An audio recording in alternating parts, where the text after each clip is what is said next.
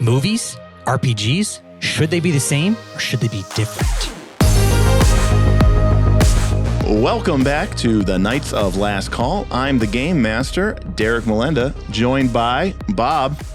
Welcome. Nick. How you doing? And Tim. Matt is in Oregon this week. On the trail? He is on the trail. He's hiking and he's out there exploring, and good for him. Dysentery. Hi, I'm in Oregon. Oregon's great. Oregon's a great state. I like the Pacific Northwest a lot. So as Bob alluded to today, Bob had some thoughts and some ideas. We've been talking a lot about what does it mean? What should an RPG feel like, right? And what are the story beats in an RPG? And I think a lot of people, including Bob, kind of equate them with movies. Yeah, awesome movie plots and developing this narrative that you're watching as it's unfolding, and there's action and there's drama. And when Derek was like, RPGs, well, in Derek's opinion, should be different. Maybe it's an unpopular opinion, we don't know. Should be different than movies. You know, first thing I'm thinking, like, why? You know, it seems like they could be the same, and I feel like a lot of people do think that. And whether it's right or wrong, that's kind of what I guess we're here to discuss. Yeah. Again, so this is this is one of our more philosophical nightlifes where we just kind of discuss a topic in a conversation and just kind of get everybody to chime in. But I mean, long story short, a movie is a one-way medium. Okay, you don't get any input into it, right? They are telling you a story. Everything that they want you to know, they have to communicate to you. They have to show you everything. An RPG is a two-way medium. That alone changes everything. Very true. Yeah, I could get behind that. So all the important story beats of a movie don't make sense for a role-playing game, because in a role-playing game, you have no control over what your actors are doing, which are the player characters. Yeah, but that doesn't mean that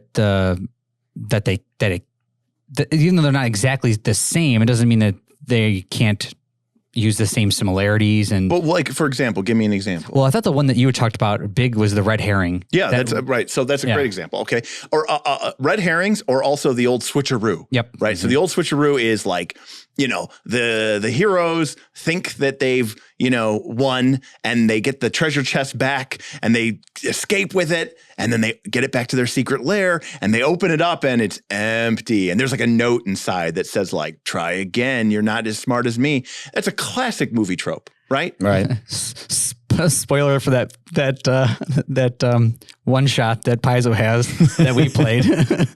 I see. That's even a spoiler for me. So I'm not going to go too much into it, but there's a definite red herring in that. That's a horrible idea. Okay. That's a horrible idea, because here's the thing. When you are watching a movie, okay, you are this sort of third person, right? The actor, the protagonist, they're the first person. The villain, that's the second person. You're the third person. You're not invested. You're just watching. And you're like, ha ha ha, that guy got fucked. Okay. Yeah, but I still don't like it. But in a role-playing game, you're like, oh wait, no, I got fucked. Yeah, I get it. And here's the thing. You are, if you're doing a good job, right? In a movie, you see that these people have lost and that they're struggling and that their efforts were for nothing. And you're like, oh, I mean, that sucks, but I can't wait to see how they get him back. But in a role-playing game, you're the one. And I basically just said, hey, all that time you spent, it was wasted. Yeah, no, I get that. And that was exactly where I was going to go with it, is most movies have a very generic type of flow to it, right? You have the good guys and the bad guys. Bad guy does something, good guy goes after the bad guys. Usually the good guys kind of struggle a little bit and they lose, right? Or not completely die like you could in a TPK, like an RPG, but you're going to get a setback of some kind. And then the rest of the movie is how they overcome that setback and then how they ultimately defeat the villain, right? Yeah, no, I mean, that's exactly the standard. It's an Act RPG. 1, Act 2, Act 3. No, you can, but it is not how RPGs are played, though. Because I can't do that. Because if I design an encounter where I go, oh, this is the encounter where the players will lose but not die, and then they're going to be real thirsty. What am I doing? What if if you're an RPG, cool though? Yeah, but if you're in an RPG, when are you going to run? When are you going to be like, guys, we're in over our heads. Screw it. We got to go back. Okay, You can always run. Nick highlighted an important thing. Tim, you've been playing D&D with me for a very long time. Yeah. How many times have you run? A lot. I can't count. Run away Yeah. from a fight. Yeah. How many times? I mean, there were a lot of Aaron and Tim sessions that we had. Okay, to run. no, I mean like, I mean Every like, time I talk to Aaron, he's talking about running away. okay, I'm talking about. we fight to the death a lot. Well, that's what I'm talking about. Is you're not going to have that in a movie. But you could. But you don't, because if you go into a movie, if your main hero dies, No, I mean, I'm sorry. You could have that in the RPG. Sorry, I said it the wrong way. You could have something where he comes, like the villain gets away because of something, How? or you go. Or How would you do that? the last time we had somebody resurrected in our AP, Matt put a lightning bolt through him. That is accurate. It's true. Yeah, that's my point. What if I had big plans? Right. Big plans for all the So here's like my biggest thing. They should absolutely be different. I don't understand why you would really go out of your way to spend weeks and weeks playing a TTRPG to cover what could happen in an hour and a half movie, which would also be way more entertaining, quite frankly, because, hey, my friends are cool, but they're not actors who are paid to like give me a good experience. So that's problem number one. Problem number two is what Derek already touched on, and we've talked about a lot of times, is player agency. Like, you have that here. Why would you just want to be led along? Right. Yeah, because You're here to make choices. It's kind of like Netflix released that Jabberwocky movie, right? And I was like, oh, cool, a movie I can interact with. That's like a really fun medium. was that and like the Black Mirror thing? Yeah, it was the Black Mirror movie. Yeah, and it was a choose your own adventure. I did that. Yeah, I exhausted every option until I wanted to get all the endings. I did everything. And I was extremely disappointed that I did that because it was a waste of time, because 7 options ended in this ultimately the same scenario. So I was like, oh, it's still just a movie. Right. It's still It has railroading like you 2 to it. significant options, and that's it. Because there's a difference between reading a novel and writing one. I agree with that too. Okay, movies and books and comics and TV shows is reading the novel. Mm-hmm. Playing a role-playing game should not be reading the novel. It's creating. You're creating it. That's The right. Dungeon Master is not creating the story. You are. Right. You are. That's it. The Dungeon Master should not be creating stories. They should be creating situations. They should be creating worlds. They should be creating moving events. But the movers, the shakers are you, the players. You're the writing the story at the table. And that means I'll agree with that. And that means that by definition, that's not a movie. Right. And so a lot of the things that would be put in a movie just don't work. Right. And And if you're going gonna- to Fahrenheit 451, where they had like the walls and you were in the TV shows with people. I don't know that one. Huh? I don't know. That was like a thing of the main character's wife, and there she was always like sitting in a chair surrounded by TV screens. Oh yeah. Okay. Yeah. 451, the book. dystopian novel. Okay. Yes. Okay. Yeah. What other Fahrenheit 451 is there? Are we talking It about? took me. Okay. It's been a minute. Okay. All right. But if you were going to follow the movie portion of it or format, I guess you could say, in an RPG, you're going to have to railroad. You're absolutely You right. absolutely have to railroad no matter what you do. Kind of like that sometimes. If you had this great movie, I'm just saying. Again, what if you had this awesome plot movie? You could push them through this adventure again. No, the problem not is forced, the problem not is too the forceful. problem is you're just a lazy player. I like movies and I like. You're just a But you can enjoy both. No, but see, that's the thing. Movies are movies. RPGs are There's RPGs. a reason I don't like movies and TV so much. Okay, because it's a very lazy form of entertainment, right? You just sit there and watch. You just download it. And I think that is how a lot of people are approaching role-playing games nowadays. Maybe They're approaching it as another form of a screen, right? Another thing where they can just go, I just show up and I sit down and somebody tells me a story. Some of you are watching other people do that with D&D.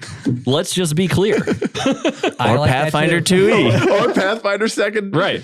Look at our APs. There's a link in the corner. No, but there is a distinct difference. There's a distinct difference about this channel, and I hope that you see it if you've watched our AP, which is it's not about telling a good story. No. It is not scripted. 100% not scripted. No. It's about number one, it's about learning the game. Yes. Right. It's about showing you the game. Okay. It's as much about sort of a teaser for, hey, you should play Pathfinder 2nd edition. But really what it's more about is it's more about just hanging out with us. Absolutely. Yeah, because we're not making the optimal decisions. No, we're not making the optimal decisions. And, That's why I went to the other game. We're going the pre-planned routes. We're also not like, again, like I'm not I don't watch a ton of Critical Role. But when I've watched it, I sit back and I go, okay, there were little moments where it was a little awkward because obviously they're just improvising this off the cuff. But at the end of the day, if you were to sit back and you were to really transcribe what their dialogue was over that session, over multiple sessions, and write it into a book or a TV show or a novel series, you'd actually end up with a pretty cool story. Yeah. Right. If you did the same thing with our game. Or anyone in real life. Or anyone in real life. Yeah, who are not storybook actors. Yeah, it would not be. But I will say this, I've played with Tim for a very long time, and we have had some really incredible campaigns, some incredible moments that I'll remember forever. They were, probably pretty lame. I can't remember a single one that was part of a pre-written adventure with a storyline. Right. I'm just saying, like, on paper, it looked pretty lame. Yeah. But because it was my story, but because it was our story, it was so much cooler than just being like, because again, in a movie, like Nick was saying, you have to hit these certain story beats. Right? Oh, the hero is afraid to go on the adventure, but then something happens and they're forced to go on the adventure anyways, right? Luke wants to go. Oh, but I can't go. Oh, but his uncle and aunt get killed, and now he has to go, and then he's forced into adventure, and then they're set back. Well, what if Set back, he goes, that's it, I'm done, I don't want to do it anymore. Yeah, or what if he goes like, all right, well, fine, all right. Then you're like, okay, this is the encounter where they lose, and Luke gets his hand cut off, and he's going to find out that Darth Vader is his father. Spoiler alert. And that's going to set in motion everything. But then Luke, round one, spends 3 hero points and just drives his lightsaber through Darth Vader's chest and never gets to say anything about being his father. And Luke just goes, well, that was easy. Yeah, it seems like then you'd start fudging. And that's horrible. Oh, then why, so then why do it? All I'm saying is, Plus, movies are trying to set up a sequel. I like video games, and it seems like that. If you want to play a video game, play a video game. If you want to watch a movie, why can't watch I a do movie. both? Well, but see, that's the thing. Those video games, once again, are similar to a movie. Exactly. Where it gives you choices, right? But they're all but they're all pre-scripted. I think a video game is actually D&D is a game. Movie is a video, and a video game is kind of in between. That's why I like. Yeah, no, I agree. Okay, I like video games, but I would think that a role-playing game is as far to this side of that spectrum as you could possibly get. Agreed. Where it's, you're not trying to tell a good story. You're just trying to have fun. You're trying to tell your story. Yeah, I think that's where I See, like, think about it. I feel like I'm always trying to make it a good story, not let the story itself develop. Imagine last session. No, you definitely are doing that, because imagine last session. That's what I'm trying to tell you. In any other game, okay, if it was a movie, you guys would have like assaulted the front gate, and it would have been this awesome, epic anime style battle movement. No, instead you guys were like fumbling around in the mud, invisible, like planting shock bombs that didn't do any damage. Shock bombs, and then rolling it, and then the party spent half the fight running across a field trying to get there in time. Like, it was not epic. You make our AP sound so good. Check it out. Assault on episode 23. Assault on Fort Rannoch. To see all this, it's in its glory. We planned it thoroughly, though. It's not epic. No, I get it. But it's fun. Absolutely. And it is fun. Funny. It is fun. And also, too, I mean, this is like a side thing, but it's like you're playing a game where like people have like pet giant badgers, and they have, magical items that are like feathers that turn into anchors, and and magical trees that talk to you, and spells that make things get coated in grease, and you all know, like, non-flammable grease. It's not a serious game. You know what I mean? Yeah, I get it. Like, I mean, trust me, I'm. It's just not a serious game. I get it. I think I just lean towards more to the video game aspect, and I think I take too much of that into my game. That I'm like, I think I was saying is, I think I try to make it a good story. Like, I'm reading through these APs, I'm like, oh, this is going to be awesome. And I don't allow the story to develop itself into this player agency like that Tim was talking about. But see, that's the difference between a GM and a player. Well, that's when you're trying to GM, you're trying to guide that story. Well, because you're playing an though. That's what I'm saying. Because you're a GM that's playing an AP, right? Well, playing it. That is the inherent paradox of an adventure path. That's what I'm getting at. Is you're trying to tell that story. Sandbox. But the reason that people the reason why sandboxes are not satisfying to some people is because they step back and they say, but what was the story? And what did we accomplish? And what did we accomplish? And when realistically, it's right in front of them. The story is just everything they did. Like Right. you think back about it and are like, I'm going to write down everything we did. Like even if it's just the events, like, oh, assaulted the frost giants and did this and then it's like, oh, we actually did a lot of cool things. Right. That's our story. I Right. feel like a lot of people see it and they go, it's a bunch of lame things where this sweet AP has it like a movie. Where it's like, But you're is gonna it, battle- though? You're going to battle the dragon at guess- the end of the campaign. I guess But you can still battle a dragon in a sandbox. True, but I'm you just can saying- go and do anything you want. You battle anything you want. I think but if you're you writing know your where story. it's going to go. Right. That's the best part. Is it if you want if you want to battle a dragon, all Then right, you go as part of your quest or part of your but the AP 's mission, gonna as you put call it. there. Yeah, Yeah, but as part of your that's a adventure, cool ending to a great story. No, I But think as part- Nick's totally right. Like, as part of your adventure, you go look for a dragon. Yeah. If you want to battle a dragon, you go fucking look for Hey, a dragon. guys, what You do we wanna find do it. today. Kill a dragon. Okay, let's go find a fucking one. dragon. I make a society check. Oh, turns out there's potential dragon that raids every 5 years to the northeast. Right. Great. Let's go kill So that. you So guys are that's just what better you- storytellers than me. But that's the thing. why We're not I telling rely the on story. checks Correct. We're not telling the story. We're writing it. Yeah. Well, that's what I'm saying. That's why I rely, I think, a lot on the APs. But yeah, we didn't tell a story. We decided we wanted to kill a dragon. Right. And there's We nothing didn't wrong tell a with story. that. We just took the Just steps to go murder second part about where every 5 years, and I'd be like, "You want to fight a dragon? I guess there's a dragon over there." It'd be super lame. one. No, it wouldn't. and- It'd still be like, sweet. no, and Bob does bring up an important point, which is if you the opposite of the adventure path or the very carefully scripted adventure is not, all right, well, here's another monster. All right, you Yeah. fight that. Yeah. Here's another monster. That's also Yeah. horrible. In fact, that's worse. I'd rather play. Yeah. Yes, I agree. I'd rather play the railroaded game. Yeah. Then just fight infinite Here's a monsters monster, in here's a flat, monster. featureless plane. Right. We had a campaign that we jokingly called the White Binder campaign because I had this, basically it was a bunch of random encounter tables in a white binder. And the campaign basically consisted of the party leaving town, wandering around the wilderness, and encountering random items. But there was nowhere to go. There was nowhere, they didn't have a destination. They just kind of were like, let's go see what's out there. And they would just walk around and then, random encounter. And, but that campaign ended legendarily. It did indeed. Right. Yes. And it's a great example of how even without, so I'm about to tell the story. You ready? Uh-oh. Okay. Ooh. All right. So Never mind. So there's like six party members, okay? And they're out wandering into the mountains, and they're sort of in a rocky area at the base of a large series of peaks. There's like an ice cold mountain river running through like a ravine near them. They're sort of following this river. So it's not like, it's not like easy banks. It's like rocky. It's like maybe like a 50-foot fall into like a rough rock-filled ravine full of rushing water. Suddenly there's a swoop of wings overhead, and a massive red dragon, which I had rolled randomly on this encounter chart, lands smack dab in the middle of the party. Too bad you didn't have your giant red dragon out of the box that you could have slammed on the table at this exact moment. Wow. Yeah, we just got this bad boy. Look at this thing. Oh, yeah. Okay. All right. So, okay. That lands in front of us. Yeah. This lands in front. And by the way, this is a low level party. They're Yeah. like level 3 or 4. What? Yeah. Right. Yes. Oh, God. We got unlucky on Yeah, the they got unlucky. Wait. So here's what happened. So this thing lands, and just like out of spite, it just claws at one of the members of the party, kills him outright.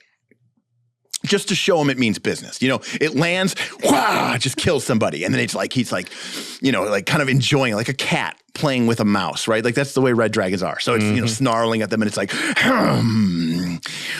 should you, what should I do? He's like, I'll let you live if you give me all of your gold and magical items. And everyone's kind of like, screw that. And then he goes, oh, not going to give me what I ask for? Fine. And he turns towards a buddy of ours, dwarf, Rich Camp dwarf. Love Rich. And the red dragons in 3rd edition had the ability to cast the suggestion spell 3 times per day, magical suggestion. And magical suggestion is like a hypnotic suggestion. And this is a dwarf in full plate armor. And he goes, he casts suggestion on him. He goes, jump in the river. And this, again, they're much lower level than this dragon.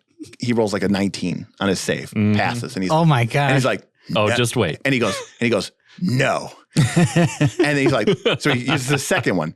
I roll it. He rolls a nat 20. Oh my God. Oh God. Everyone's going crazy, right? And the dragon is getting irritated, right? Yeah. And he goes, again, magically, he goes, jump in the river, because he's just trying to be cruel and vindictive.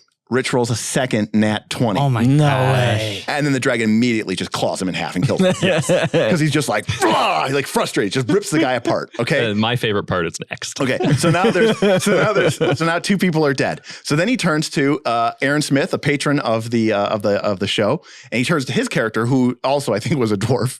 Yep. And he goes, he was wearing metal armor. he though. was also wearing full plate, Yeah. and he goes, jump in the river. And then somebody at the table was like, Derek, Red Dragons only get 3 suggestions a day. He can't do that anymore. And I go, oh, no. That's not a magical suggestion. That's a threat. That's just a threat. Yeah. And, the implication being that if you don't, he's just going to kill you and crush you in half. And so Aaron just like very sullenly goes, you guys better come save me. And he just walks over. He walks over to the river and just jumps in and sinks like a stone, right? Yeah. You can't possibly swim in the river. In that addition, nowadays you get like a -1 penalty to your athletics check if you're wearing armor. Back then you got like a -20. Oh my gosh. So he just Insane. For like 20 pounds. yeah. So he just sinks to the bottom, starts drowning. So now 2 people are dead. 1 person's at the bottom of the river. There's 3 people left. And he goes, the red dragon goes, so now you're going to give me all your treasure and magical items? And they're like, oh, fine. So they give him all his treasure and magical item. He like gathers them up and puts them into like, his scales or whatever like that. And he's like, thank you so much for your cooperation. And, the dragon kind of like turns and, like takes a couple steps and launches himself up into the air, sails out towards the end of the valley, banks over, comes back over, flies over the party and goes, chaotic evil, bitches! And he breathes fire. and he breathes fire on all of them, kills another person, badly hurts another person, and there's only like 2 people left. And the one person's dead. And both the other people are very badly injured. So now the dragon flies away with all their magical items. They rush over to the river. They pull the dwarf who's drowning out. And at this point, he's -10 dying. But they have 3 rounds to stabilize him. They have to make a DC 15 heal check. Roll, fail, roll, fail, roll, fail. And he dies. Oh my God. Man. Now that is one of the most awesome stories of all time. From Whitebinder. Whitebinder. campaign. It's That's just literally totally what we call it random. to this day. Let me just stop you right there. Wouldn't that be cool as a movie? No. Not at all. But no, wait, No. but wait. Okay, what movie? If you watched a movie where the heroes did all this stuff and at the end, like I'd watch it. And And at the end, like it's the beginning of I don't know, what was that really bad dragon movie where they're like diving out of planes and it's all overcast? all right, you remember the original Matrix? I know you do. Oh, yes, I do. All right. Example. So imagine if at the end of the Matrix, when Neo shows up and he goes, no, and then they shoot him full of bullets and then Yeah. he just died. yeah, he Right. doesn't get up. He It can't just that's stop it. bullets because he's That's not it. the Yeah. one. He doesn't. He tries to dodge it, and he just. And it turns out, and Trinity's like, I know you're the one because. And then she's like, oh no, I guess I don't love you. I would have watched it still. Well, Well, I of course agree. you would have, because you would have known that's how it ended. Exactly. I guess that's true. that is true. So my point is that that event that I described, we love it. We talk about it for years and years and years and years. And I think that is actually what the goal of your role-playing game should I mean, be. that sounds pretty sweet. The goal of a role-playing game should be this. It's to create a lingua franca, right? A lingua franca is like a pidgin language, a language that you and your friends can use as sort of like it's like memes, right? Where it's like Inside jokes? We're like, yeah, like if I go, like if I went to all of us and I said, he pulled a George, Yeah. Okay. you know what I mean, right? Love you, George. Thanks Yeah. for subscribing. Thank you, George. You need to you're just creating these moments. You're just creating moments. You're not creating stories. You're not creating dynasties. You're not creating things. You're just creating moments with people that you like and love. And I think role-playing games have had a hard time adapting because now you're playing with a lot more strangers and people online. I've always grown up playing role-playing games with friends and family and people that are close to me. And, while, and in some of my convention games are great, but I take those with me as like an individual, for me or me alone. But for the most part, it's really just about creating these amazing and magical moments with my friends. And then years later, through the hazy lens of nostalgia, we look back at that and go, yeah, that was awesome. Mm-hmm. But see, that's the other point too, is that we look back at that. So like you've had some great Gen Con experiences where you're by yourself and those are memories good to you. Sure. But then like just now, you and Tim were talking about this experience, the White Binder adventure. You could see how much joy and excitement that got out of you from that memory, from that time when you guys both Yeah, I remember when that happened. You remember that? That was epic. And here's the best part about it, though. It to us, it did happen. Right. But it was actually imaginary and was us sitting around a table. Very true. And like kind of my final thought on it too is, Yeah, we can wrap with up. all the APs and everything, and you just the way the game's played, like you really just have to pay attention, like what's going to be unique about your table, and it's like if everyone's playing the AP and just getting strung along, it's like, okay, I've played Rise of the Rune Lords once, I've played it 100 times, but if you're not getting led by the nose so much, Rise of the Rune Lords can be very different for different groups. Right. And what's, how's your experience going to be unique? Like if you play it with, this table versus another table of strangers, right? And TTRPG, I think, is there and to not lead you by the nose and let it be different. And that's what makes it different than a movie. Yeah, Right. because a movie, if you watch the movie, I watch the movie, Derek and Tim, we all watch the same movie, we're all going to see the same thing, right? Oh, that's not but if not you, true. But it, Me and Derek Well. watched the same movie with two totally different views in the movie. no different views, but you still see and experience the same thing. I don't watch even a movie- remember the same things he remembers. I watch a movie and I think about what the movie was Oh, yeah, trying to that's true. say and what its plot was really trying, and what were the themes. Bob just remembers the cool action. I'm like, did you remember that? Okay, sweet battle so scene? maybe taking Derek out of the equation. If I watch a movie, you watch a movie, and Tim watches a movie, we all see the same thing. I think me and would you. still I think disagree. Yeah. I don't think. I think I'm not Yeah, quite speak- on Derek's level, but I'm definitely leaning more that way. speak for yourself there, Nick. But All right. I can still enjoy like Fast and the Furious, though, right? Derek cannot, that is correct. I love some music. I cannot enjoy Fast and the Furious. Right. I'm sorry. because they are garbage films, but they're wildly entertaining. Absolutely. Hot take. All right. Well, Fight me. Yeah. A little bit of a tongue-in-cheek episode of Nightlife today, but we're down Matt, the heart and soul of the Knights of Last Call, as he's out there exploring the wilds of Oregon. So, hopefully he's able to ford the river, never pay the toll. And, we'll catch up with you guys next time here on the Knights of Last Call.